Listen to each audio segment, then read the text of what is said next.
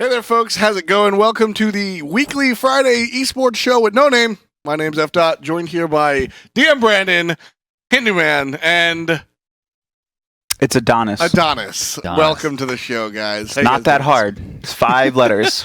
It's All right, 5 letters. It is 5. I had to make sure you It's 6. It's 6 letters. It's 6 letters. You're both idiots. Like, It's My pen just flew away. Well, I mean, I guess that's why you're on the bottom of the picks usually. So if you guys are catching us for the first time, so we're here every Friday at 4, and we sort of go through our picks as the summer ticket has been a thing for us. So let's take a look at the schedule real quick. Before we get into the nitty-gritty of the show, we'll take a look at what games have passed and what games are going forward. And myself and Hinduman called all the games on Thursday. We did. We called them as we saw them, and it both went 1-1. Surprisingly enough, we saw Night's Watch actually get their first win of the SPL, making EU better than NA. Yep. Unless Enemy can win a game. Right, so Epsilon Esports and the Night's Watch, actually, that was interesting. The Night's Watch got their first win, so that's going to be good for them. And then Eager and Legion really split as well. You know, I had the 1-1 officially, but I got them backwards. That's a rough feeling. it is what it is. Eager Legion, the Carrot, same thing, the 1-1. This is something I expected. I picked 2-0 on my ticket because it's just safer. Right. I don't want to lose my fantasy points. Oh. If you pick them the wrong way, you get 0. But I expected the Legion of Carrots were going to do very well, and they did. I mean, Game 2 was incredible. They focused all the points they needed to focus, and really showing why Odin is a viable pick. Yeah, very, very cool stuff coming up on that Thursday, and it's just interesting to see both of them switch 1-1, 1-1, because we've seen so many 2-0s over the course of this season. So Thursday was definitely a lot of fun, and because of that, as we mentioned, one of the teams that have yet to win a game, the Night's Watch, they got their first one. Mm-hmm. It's not going to impact the standings, but we'll take a look at the rest. At top, we have Fanatic and Titan tied for 8-2. But the interesting thing here is we're going to talk about the color coding a little bit. If they're not color coded, they haven't qualified for LAN yet, but they're still in contention. The team that's yellow, Upcoming Stars, they can't qualify for LAN. It's actually impossible, but they can still avoid relegations. And Night's Watch sitting there at 1-11 are the only team who are in relegations currently. So what does purple and blue mean? Purple and what? That was the background. And So Trig. London Conspiracy is purple, Trig is blue, and we have Please stop Fanatic being confusing yellow as people. well. You're going to confuse This people guy. even more. We should just do the show. Can we just leave? Yeah. All right. Let's leave these You're people. Well, it's Wait, America. You don't know about freedom yet, do you? No. Who's what is hosting? that? Who's hosting? We can just do I whatever plead we the fifth. So Does one that more count? time, we've got one team destined to relegations. It's going to be the Night's Watch. They will go against relegations, which means they're going to be playing against one of the Challenger Cup teams to really go to see if they get to keep their spot. And again, Kevin, why don't you break down the North American teams? Cloud9, AFK, and then we have Team Solo Mid and Denial Esports tied at 7-3. All three are still in for contention for LAN. No team has qualified yet. And then Team Eager, Legion of Carrots, COG, and Enemy. They can all avoid relegations, but Wow. they're still there. So North America seems to be a little more contentious, or is that Europe? Nah. It's Europe. both in different instances. EU is more contentious at the top. 6. Yeah, it's 6 to 4. 6 teams can still make it from EU. It's pretty- 4 that's are true. contesting for 3 spots from NA. Right. Denial having a much harder road than TSM at this route as well. Yes. So a little rough going down the way as we take a look at both sides, both North America and Europe. It's going to be interesting. The last time around, we sort of had teams locked in, ready to go, just sort of preparing for the next step as the season sort of waned. Here we are in week 6, and we've still got a lot of teams that there's only one team destined, and that's the Night's Watch going to relegations. Everybody else sort of has the destiny in their own hands or in the hands of each other. So looking at the games that we have this Saturday, we're going to be taking a look at Trig versus Team Dignitas. And this one, we were talking a little bit about it earlier, Kevin. This one's a little bit tricky as far as implications for LAN. Yeah, so Dignitas can qualify, but to do so, they're going to have to beat Trig 2-0, and Okay. that's not a good look. Trig, You however, were right the first time. Dignitas must defeat themselves. I mean, that's it's as much of a joke. That's what it is. They are the masters of their own destiny, and they always cause their own losses. It's very, very true. Why don't you expand a little bit on that? We've watched this team Dignitas be a little inconsistent, and their losses tend to be. You and I have agreed. Their losses tend to be sort of homegrown. For me, it's all team chemistry, right? They're not focusing on their major strengths, and to me, their major strength is Youngbay. Focus on letting the carry the game. Youngbay is always the one that's putting himself at the front line, trying to initiate the fight because, and I don't like to say it publicly, but their solo laner is not playing the solo lane. He's not playing that frontliner, the person that should be defending the Fire Giant as they take it, or defending the Gold Fury, the person that should be helping lead the initiate. Variety is much more of a backline player, much more of a mid lane player than a solo laner, and it's reflective in his playstyle. But that's why you should be looking now, instead of looking at Youngbay, who plays the same again and again, and Variety is now playing the same again and again, is to Frostyak. Frostyak for me is the big point in the jungle, because when he plays in the games, if he's having a bad game, we don't see Dignitas do well. They're done. But if Frosty goes off, then things work out really well for them. I think it's all on Frostyak, honestly, because Shadow Nightmare is really confident, really strong in the mid lane throughout the whole season. There's no negatives to Shadow Nightmare. No, but every game that win or lose, Shadow Nightmare is a god. I feel there's a big responsibility on Frostyak's shoulders to how well Dignitas perform. And generally from some of the other bigger teams, what you normally see is that they all rally together. Well, generally I feel like Frostyak is the backbone and the one that actually causes the wins or the losses. It's very deep. I mean, as you said, it's more about the chemistry and how it works in between. So we talked a lot about Dignitas. Why don't we go to the other side of the coin and sort of entertain Trig? Trig has been a team that suffered a little bit early on in the season. They really weren't able to sort of grab a foothold. But as soon as they were, they scaled that wall no problem, and they've been looking very, very strong these past couple of weeks. This is the All-Star squad. Xaylia was long considered one of the best solo laners, if not the best in the world. Lobster, to me, is the best mid laner, period. I mean, Trix Tank, probably at worst, top 2 supports in Europe. I mean, it is an all-star squad, Really front to back. Their jungle, of course, Cubo Fred, and their hunter, Bumball, at the top of their class as well. For me, I think they're very focused right now, and I'm expecting Trig to walk through this pretty quickly. Yeah, I take Trig as well in the late end of the game. It sort of seems to me as if they have a high top speed, but a tough acceleration. They couldn't really get off the ground early on, but now that they're going, they're pretty much hitting the gas running. So we'll take a look at what you guys at home chose as far as Trig versus the other team, Dignitas. And it will be Trig chosen by the community. And I will say that's my own pick as well. I think that it was rough early on, but as Trig got on through the season, I think they're a little more confident now, and wins are going to come a little easier. Again, same thing. 2-0. I think Trig's going to take this cleanly. I mean, aside from what we've pointed out, there's not much to talk about. It's just Trig is the strongest team. That's just it. I'm with Trig as well. I'm not going to change my mind on that one. I mean, in a way, Dignitas, very good, but Trig is Trig. I also picked Trig 2-0. Dignitas, they needed 2-0 to have a chance, but it's unlikely they even take one game. Trig, they always seem to have spills at the beginning. Going back all the way with Funball and Xaylia to Expose Secrets, when they first came out as a super team after the launch tournament, everyone's like, these guys are great. These guys are super strong. And then they failed. They were losing every week, and they didn't even make the first instance of the SPL. And it was coast over them, or so I can't remember. There was a lot of games back then, but they weren't good, and then they became good. You mentioned Exposed Secrets. Well, take into account. I just realized this as well. Didn't even think. Dignitas have the mid laner, Shadow Nightmare, and Frostyak from Exposed Secrets. Yeah. And alongside on the other side, we're going to see Xaylia and Funballer. It's going to be a mixture between those two teams. Yeah. So it took them a while to get off the ground. We'll talk about the second game, though, and that's going to be the North American side of things. Team Solo Mid versus COG. So this is an exciting matchup. Again, one that has implications for LAN. COG, I don't really think has a shot at it, but Team Solo Mid, Kevin, definitely does.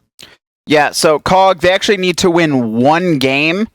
If they win one game, they can maybe avoid relegations. However, if TSM win 2-0, they are going to be relegated, the first team to be relegated in North America. Additionally, COG, they've been trying to get stuff together for so long and so often, but they never seem to be able to do it. They keep having these roster changes and lane swaps, and it's just so bad for them. Right. I think now they have a consistent squad moving forward, so it's going to be interesting to see how they match up against Team Solo Mid, who they do scrim against. They played with a different Guardian last week, did they not? It was Chris Pocket this time around. It was, no, that's Enemy. That's Enemy. Okay. The Pocket swap. the Pocket swap, very, very, very confusing. I'm surprised that worked. I talked about it. I can't switch my phone from one pocket to the other, otherwise I think I've lost it. And you guys try to boot me? You guys try to boot me off the show, and we still let this guy hang out? I like his hair. So COG right now is really battling to avoid their own relegation. Team Solo Mid, on the other hand, they're the ones fighting for number 1, number 2, number 3. Mm-hmm. They're trying to go to LAN. Don't forget, guys, last time around for the spring final LAN, we only had 2 teams per region. This time around, we're inviting 3. Right. So we'll see the number 1, 2, and 3 seeds from both NA and EU make their way over. But Cognitive and TSM are both holding this game as their destiny because TSM need this win to secure themselves a real good shot of getting that top 3 spots because they're still in contention for those, and the same goes for Cog, like you said. They could get demoted down into relegations because of this loss, so it's going to be a big game for both these teams. See, for me, I don't agree with what F. said. There's no fight to be had here. TSM is not fighting for this win. This is a win that will be given to them cleanly. Wow. That one's fair. The difference in skill on all 5 fronts is astronomical. I completely agree. Unless, and this is 100% for me, if Bickham somehow gets ahead of Gars, they have a chance. If the jungler doesn't get ahead immediately, and that's what Bickham does because he plays the rank strategy of rotate around, look for every kill possible in 3 lanes in 3 minutes. If he doesn't get something, the game's over. So is that more of are you very, very confident in Bickham himself, or are you just confident that's the way the jungle role works? That's just how it works. I mean, if you get ahead, you get ahead. If he's someone like Bastet or Thor and can get an early lead on Gars if he's playing, some type of very damage-heavy assassin, low defense, and Gars gets put to a point where he doesn't change the playstyle. I mean, there's so many caveats to them trying to win this game, and I just don't see the dice rolling in their favor. I do want to talk about how you said you look at the 5 matchups, and there's not a single matchup that I will say that Team Solo Mid straight up wins. Cog, on occasion, can play up to where Team Solo Mid is, but it's not always there, and it's never going to be all 5 players. I'll go ahead and agree, and I think taking a look at it, I think the fans at home will agree as well. We take a look at the community choice, and it will be Team Solo Mid. And across the board here at hi-rez, we go ahead and pick Team Solo Mid as well. Really, no contest here. As Brandon said, I think he broke it down very, very well. There just seems to be too strong of a team from the Bay Area as opposed to the Cognitive Gaming team. So a little bit rough matchup for the team in red. If they do get one, they'll avoid relegations. But it's a very, no, they don't avoid relegations. They just keep themselves alive. They still have to 2-0 next week and hope Legion loses. There's no avoiding relegation at this point. It's very unlikely. For sure. So Team Solo Mid looking very, very strong in that second Saturday matchup. And then we have a third matchup, the North American side of things. It's going to be Denial versus AFK. Now, this one is a little bit closer than the other 2 that we've talked about. I think that there's a universe in which Denial can win this. I definitely do. Their strategies seem very strong, but again, all 5 matchups, in my opinion, are won by AFK, except for maybe Kiki versus Mace in a 1v1. But team-wise, I think these are the 2 mid laners I look at most in North America to say, like, these 2 guys have the best teamwork of the mid laners. And I love that. But this is really clutch as well for both these teams because they're still competing for the top 3 spots. Yes. So these are both teams that can potentially still make it into the top 3. I think Denial are probably going to pull out some craziness this weekend for this one. They have to. This is their make or break. Special out. You know this will be a special weekend. Denial's really, their schedule has been a growing schedule. They seem to go, they face the bottom teams, the teams that are currently bottom early on, and then they've slowly progressed to face tougher opponents basically every week. And now they're coming into the hardest part of their schedule. They're tied for 3rd, but they still have AFK and then Team Solo Mid the last week. Now, something to note here. Denial does not need to win a single game to qualify for LAN. Because no matter what happens this week, if Denial 2-0s TSM next week, they will win a tiebreaker match. They'll win the tiebreak because they 2-0'd. Exactly. So this is a very important growing game for Denial. They need to learn whether they win or they lose. They need to take they need to take this matchup, watch the VODs, and grow because they're going to be facing Team Solo Mid, who is equally skilled as AFK in the final week. I'm going to go, and I'm going to agree with you 100% on the fact that I think that AFK individually 1v1 wins every single matchup against this Denial team. But when it comes to the teamwork and well, cheeky strategies, honestly, Denial can pull things out, and that's where they've earned their wins before. They've got him with the solo Loki and stuff like that. So I think if Denial can pull a card out like that, despite losing all the individual matchups, that's how they're going to find a win. I love the way that Baskin has been playing. Right, Baskin has been incredible, but this is the test week, right? He's done all of his homework up until this point. He joined the SPL late, and he's been in a position where he's had to maybe not put the team on his back, but pull more than his share of weight considering his skill level and, I guess, previous experience in competitive video gaming. Yeah. With that, it's the test week because now he goes up against the best solo laner in the world. Cyclone Spin has the chance to really put this kid on blast. Are we expecting it? Probably, but Cyclone has been away for a while. He played a few games in Brazil. I'm sure he practiced there as well, but he's had a long amount of off time, and this could be Baskin's chance to show that weakness. Very true. I mean, albeit unlikely. Cyclone is also a good barometer as to, or a good resistance chip for AFK to play, because I just mentioned, and I believe that Denial needs to do something extravagant in order to pull out a win, because they're not going to win individually here one-on-one. Well, Cyclone Spin is also known for pulling out odd choices, odd playstyles, odd picks, so I think that might make Baskin's deal even tougher. That's exactly what Denial need to do, though. I think they need to bring out some oddball picks here, maybe, and look for the teamwork aspect more than anything else. Exactly. Not, like you guys keep saying, individually, they're maybe outskilled in how they're going to play. And I against don't think AFK it's by gaming. much, to But be completely if they can honest. abuse the team factor and actually get ahead and maybe overall win the game based off teamwork, they have a shot. They have a real shot at this, and they wouldn't be in the position where they are now if they hadn't been playing well already. It's fair.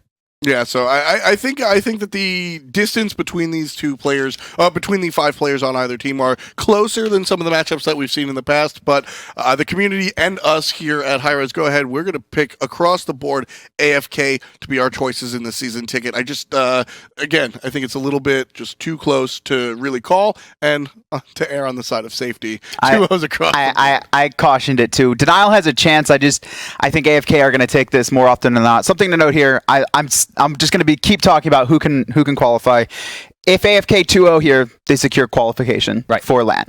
If they 1-1, at the very least, they will be put into tiebreakers if they lose to Cloud9 the following week. For me, it all comes down to if Allied wakes up. We'll find out. Put in Sammy. Why are they laughing? It's not even a joke. not it's a just joke. The truth. It's a joke that he was asleep it's for an always SPL a match. 6v5 whenever it's AFK or Legion of Karis on the board, right? That's That true. DJ Pernicus' nap time. I don't know where DJ was. He just wasn't there. He turned up for game 2, though. He showed up. What was that, week 4, week 5? That was week 4. Players just Always couldn't wake up people. for their professional league games. Just a little clumsy on the wake-up call, I guess. So a little problematic right there. That's going to wrap up our Saturday, though. Really cool Saturday. I'm personally going to really watch. I'm calling the first 2 games, and I'm excited because that means I get to watch the 3rd game of Denial and AFK. So that should be a lot of fun. London Conspiracy versus Fanatic is how Sunday's games will start out. And this one this one feels like AFK versus Denial to me. There is a clear number 1 team, and that's Fnatic. They have been very, very strong, but London Conspiracy not as far away as some of the other matchups that we could get. One thing to say, Fnatic has dropped games, okay? They dropped a game against Upcoming Stars, and they could potentially drop one against London Conspiracy. That's the important one, is the Upcoming Stars one. The Upcoming Stars one's going to be, there's a big key to that. I think London Conspiracy can take a game. They need these games too to stay in contention. They have to get something out of this Fnatic game, because their final week, I believe, is against Trig as well. So London Conspiracy really need to come out flying in this game and do something special. I think they can take it to Fnatic, and I think Fnatic could be put on the back foot, but I still think Fnatic's going to take it. I think every game for Europe is so close right now, because we talked about it. 6 teams are in contention for LAN. Still. Yeah. Fnatic is only 2 games ahead of 4th place right now. That is not a big gap. Fnatic need to come out and win strong. If they do win, they will qualify for LAN, but it's up against London Conspiracy, who have really been good, but are they actually good? And I think ever since the HP Omen Challenge, I think we've seen a new London Conspiracy, a much tougher team that met in person. We're able to really get that synergy that we see and that strength, right? It wasn't a true boot camp like old SK, now Fnatic, used to do, but it gave them that feeling of camaraderie. That's what I was looking for, but that was so cheesy. I That's couldn't super say it. huge, though. I mean, we talked a lot. Like, the HP Omen Challenge was an exhibition. It was very silly. But just hanging out with your team in person really matters. That's what AFK did. That's what TSM did. Yeah. Back when they were COG Red. Just a history lesson. COG Red went to regionals and thought if they lost, they would have wound up just they were breaking up, disbanding. Yeah. But just meeting each other and hanging out for the first time in person really just strengthened the team. And their team solo mid now. We're saying that about London Conspiracy hanging out for the first time, but Fnatic, formerly SK Gaming, used to boot camp hard. Exactly. These guys have not changed their roster in a very long time. They know each other inside and out, and that's the best thing to do in any situation, to know your teammates, know their strengths, know their weaknesses, and hopefully be able to just continue to abuse it going forward and win this game. This is the strength to me right here, is Janus. It's not even Zyros, it's Janus. Janus. If they get this band away, I'll be interested to see what he brings to the table. Because I don't think we've seen him really show up to a game without Janus yet. I have no idea why Giannis is not banned against Zyros. Or against everyone. This has been Zyros' best season by far. He is the top mid laner in the world right now. It's his first season in mid, just to be clear. Yeah. No, but I but his completely spring, agree. right? You look at it. His spring split was weaker. Yeah, But that's now, true. like summer split, now that he's had a split to really come into it, he's looking like the best player. I Just also- ban Janus. You must. Exactly. When you go up against a Nile, Mace to the face, it's an instantaneous ISIS ban. Same thing Everyone for AFK. understands ban ISIS. They ban ISIS away from Kiki. I think it's a little more iconic in the hands of Mace to the face. I feel like Giannis, Zeros has really solidified that by now. Personally, he is the Giannis. I don't It's time really to start agree. banning I him. don't really agree that he needs to ban Giannis because Shadow Nightmare can play Giannis too. And when you have two people that can play Giannis to a high level, they know how to deal with a Giannis. They know what to Sure. pick against a Giannis. And Doesn't Agni, matter for if you know how to example, deal with Janus. No, He's gonna it's- kill you. No, he's not just going to kill you. Like if you pick Agni, Poseidon's very good against a Giannis. Agni's good against a Giannis. No more Kevin's Poseidon. sitting there like he's got the one No. piece of info that's going to make you all look silly. Zyros has 9 deaths in 10 games. The only player ever to have less than a death per Boosh. game. No. Oh. The Boosh in season 1 when NA was not competitive at all. Barracuda. Which is still now, right? He had 21 deaths in Barracuda? 20 games. Barracuda. No one cares about Barracuda. So, Don't count. Zyros right now, Best 9 hunter deaths. in That the is the lowest death per game in a very competitive European. Hold on, let me look it up. Calm down. Barracuda. So Zeros has definitely... He has 12 deaths. Get the hell out of here. He's like, he was so good for 6 games, and then he's like, all right, I'm done. I broke the curse. Making me look stupid. You do that It yourself. happens. So at the end of the day, this one is Fanatic versus London Conspiracy. 1 point before we get into the picks. Scott Gandhi is still over at E3, but Scott brings up a great point all the time about how London Conspiracy plays up to the competition. Yeah. A lot of times London Conspiracy will just play better against better opponents. Really true. And that's something that Scott always makes sure to bring home, so his presence is still felt here. And I think that's important, especially going up against the number one team, Fnatic. So it's going to be a little bit rough. We'll take a look at the picks for the season ticket, and we'll take a look right here at the community. Go ahead and pick Fnatic. What do you guys think? I have to agree. I went with I went with Fnatic as well. And did anyone here pick LC or split it? No. I did not. I went Fnatic all the way. I think the number one team is going to stay up there. I agree. Fnatic is very good. They've dropped 2 games. One against Stars, which was their big mess up. The other was against Epsilon, but it was the full Epsilon roster with Raffer. Sure. And Who's Epsilon, Raffer? he's banned. I know you don't always banned? He's banned. Okay. Banter. Back. But Banter. Epsilon has taken games off of really all the top teams right now in Europe. They took one off Trig. They took one off, not off Titan, but off the other top team, London Conspiracy, and then one off Fnatic. So Epsilon taking games off the top teams. No surprise that Fnatic did take a loss. Yeah, Epsilon really came into the season sort of swinging and showing everybody what they're about. Fnatic, though, on top. As I said, I sort of predict that they're going to stay on top, but I don't think it'll be easy. I don't think these will be 15-minute smashes. I think it'll be a little bit elongated, Agreed. so Fnatic might wind up on top. Everybody thinks that, and we'll see where the FP lands next time. And then the final European game on Sunday will be upcoming Stars versus Titan. So upcoming Stars to me, despite the fact that they do have wins on top teams, is the weakest team in Europe. I do think that the Night's Watch is a stronger team overall. Their new roster, though, right? Yeah, with the new roster. Okay. And while I do think Game Hunter and NQ are very close, I do think Bobat for Zindern is a rather straight upgrade. With that, I agree. Stars roster isn't as star-studded as you would have expected. They are the upcoming Stars, but to me, they're going to need more time. But time so far has gone in their favor from what we've seen already. Sure. Like the first season, the first split, they weren't the best. They came bottom, went to relegations, came back up again. This season, they're taking games now. That's Okay. a start already. They're taking games. Maybe I don't see them winning this one, honestly. But at the same time, I do see them continuing to push forward. And maybe for next split, we might actually see them contention to try and sneak in for a spot for Worlds. I'm pushing it there, but still, sneak in. I think you're pushing it, but I can entertain that thought process. I I like the feel the underdog. same Did way you say Worlds? about Stars I like and the Titan. underdog. Okay, let me.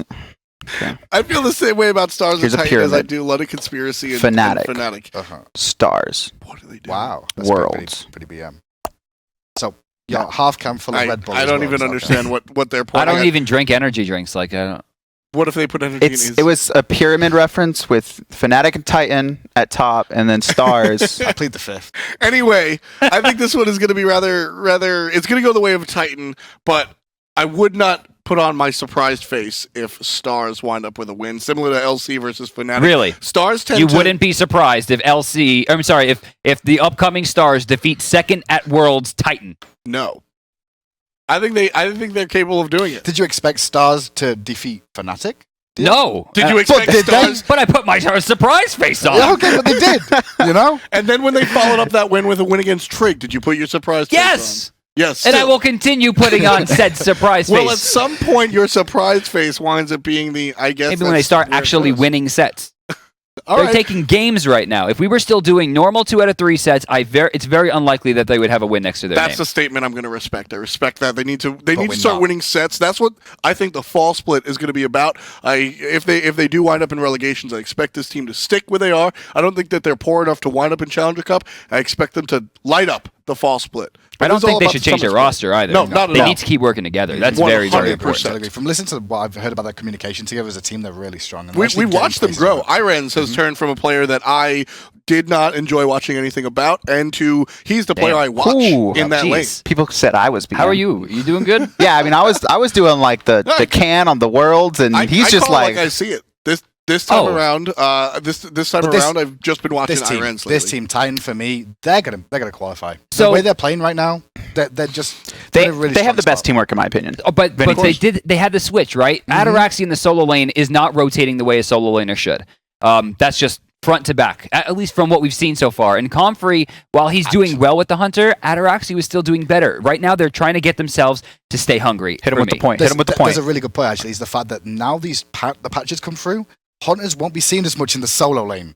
It's And true. if that happens with the Bluestone nerfs, what exactly is going to happen with Titan and Ataraxi's running these Hunters all the time there? Yeah. So he's going to have to find out what his god pool is other than Hunters, which could really affect him. It's going to be much harder. I have one important stat that I started talking about last split, and now I want to talk about this a little bit more, is assists per kill, which means when a kill happens for your team, how many players are around it, how many Right. participated. Titan's sitting at the highest at 2.7, which means at crazy. least about 4 of their team are around every time a kill happens. No, it's 2.7. The next closest 2.4. is 2.4. It's Okay. And who's it that? seems close. It's Fanatic, TSM, and Cloud9 all tied at about that. Makes sense. But that is a huge gap because everyone else is 2.1, 2.2. But almost every time that Titan gets a kill, they are all together, and their teamwork is stronger than anyone, I think. And what's crazy about that stat, not a lot of people consider the fact that, yeah, it's only 0.3 or only it's 0.6. It's not that big of a deal. You have to remember how many kills happen in the early Yes. game Oh, that yeah. Titan are becoming a part of. Because in the end game, everyone's next to each Yep. other. There will be 4 assists on a kill guaranteed when you're fighting over Fire Giant unless someone dies immediately beforehand. With that, it's crazy to think how many people are rotating to duo or rotating to solo to pick up 1 kill, and they're not losing anything off of. And that's where I think Titan's going to take this cleanly is they have the better objective fight front to back against every other team in Europe. I think the assist per kill is going to be the big one, and that's why across the board we see a lot of Titan picks, and even you guys at home are going to go the way of Titan, choosing the top card team, I guess, in Titan. Upcoming Stars definitely has a big mountain to climb to really topple the Titan team. So that's going to be it for the mark of Week 6 European teams. We're going to end things on a North American note. We've got Enemy, no longer Enemy Esports, just Enemy versus Cloud9. The fate of North America rests on enemies' shoulders because then EU can actually say something like, we're the better region. Because they have to win a game. They have to win a game this weekend. That's true. If they don't, NA is crap. I'm sorry, which clip is this here? Right, this is the problem. While Jerby did play this fight pretty well, I just saw him stand in lava for like 2 months. If this was Are World you of War- ever going to stop talking about Fire Giant? But I mean, like he have he the stood in the lava. I have the video. You can't do that. If this was World At of least he Warcraft, didn't get knocked up. No. I'm Yeah, team. he got knocked up. Did he get knocked up in that clip? I'm Team DM Brandon for this one because can't do that. for all the nonsense Brandon likes to spout about this Fire Giant fight, that is what we call situational awareness. And for all the things that actually went right in that clip, that is a big wrong. And it's a microcosm. I'm sure you're not barking about that one specific problem, but you're barking about what that means in the bigger picture, standing in not just the fire but in other things. So that's a raid wipe, guaranteed. It's a raid wipe. This is not WoW. This I would is never Smite. rate So Actually, enemy, it is enemy WoW. hasn't really Same been mechanics. performing really well. And going into this Cloud9, let's entertain the thought process. What does enemy do, matchup versus matchup, or gameplay wise, to topple Cloud9? In So this your one? hands are like this in the mouse and keyboard.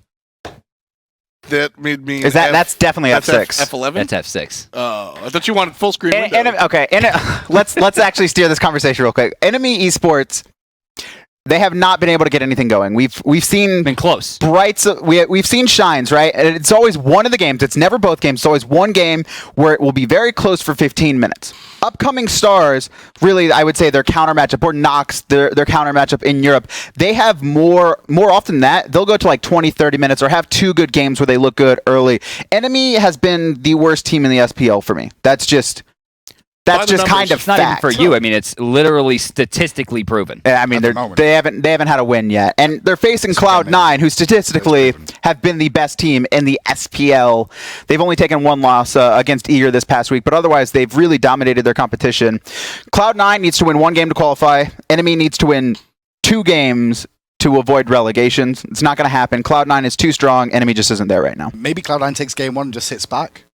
And be like, okay. I don't think that's I a don't sign. think It is way too close. They need to get first seed. You've met Jeff Hinlow, right? Yeah, I have. That's true too. I've met. And Omega will. That's true. That's true. That's the one for me. That's the one. That's the key. Omega doesn't have an Jeff's a nice guy. off No. Well, the difference is Canadians are nice guys. So Omega like, doesn't want to lose because Omega can't stand the thought of it. Jeff doesn't want to lose because he wants to be the best. Whether you pick one end of the spectrum or the other, it still winds up with there's no way this team is losing to the bottom seed. It's just not going to happen. I believe that as well. And right now, I think so. We all pick Cloud9 across the board, including you guys at home.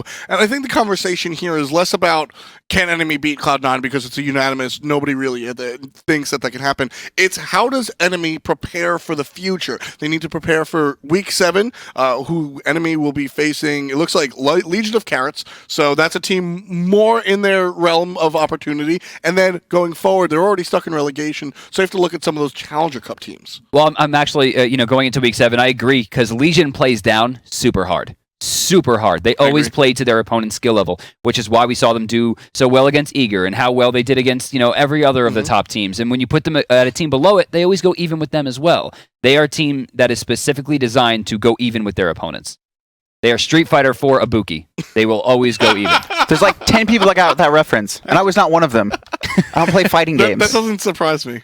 You should play fight. You should play everything. Just play RuneScape with play Becky. Smite, leave him alone. I love Get him off RuneScape. the desk. Play RuneScape with I Becky. love RuneScape. Not Don't playing BM RuneScape. So we've got a lot of choices here, a lot of unanimous choices down the board. I think they were all unanimous, Yeah, not a lot of including the variance people this at time home. around. Yeah, so for once, the people at home have agreed with us at the desk across the board. Choices have been fun. Make sure you lock it in. And if you guys don't have your season ticket yet, it's a little late, but you can join in the fun with the FP right there. It's only 300 gems, and that goes ahead of you. We just give you some skins. And that's I what heard some you grab the rumors FP. that 3,000, the Kukulkan skin may not be the last one. Oh, Heard some rumors. so it might be a little late in this split. Might be a little late in this split, but not for the next one. And then the last one, the last thing that I want to talk about is the Summer of Smite. The summer split is coming to a close, but the Summer of Smite certainly isn't. And that is Aphrodite. Why don't we get a picture of Hercules? I don't care about the women. I want to be like Kiki, and we just look at those amazing. If I speedos said and right. that, I would have been on All Reddit right, for 2 ladies weeks. and gentlemen, that is going to Maybe be you though, banter. It I'm doesn't trying. matter. It's Banter. BS. By the way, you could get away with it. Real quick. I got a sneak preview of the new Summer of Smite skin. I gotta tell you, I saw you need that. those gems. Is Yes. that the sandy one? All right. Save your gems, save your FP, guys. We'll catch you tomorrow for the SPL The right beachy here on one, that works too. twitch.tv/SmiteGame, Probably 1 p.m. plus. Thanks a lot for joining us. We'll catch you next time. Peace.